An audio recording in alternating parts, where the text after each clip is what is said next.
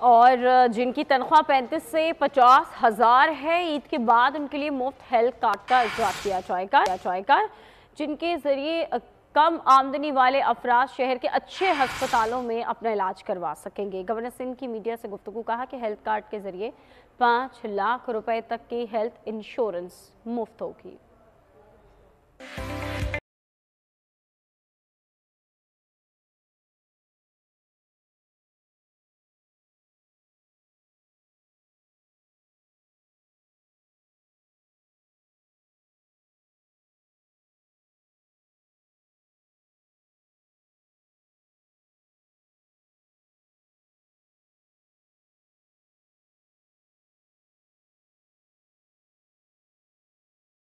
इसीलिए ताकतवर प्रोग्राम शुरू किया गया और इंश्योरेंस हेल्थ कार्ड में भी तमाम मुखय्यर हजरात साथ दे रहे हैं और ये सारा कुछ मुफ्त लोगों को दिया जाएगा।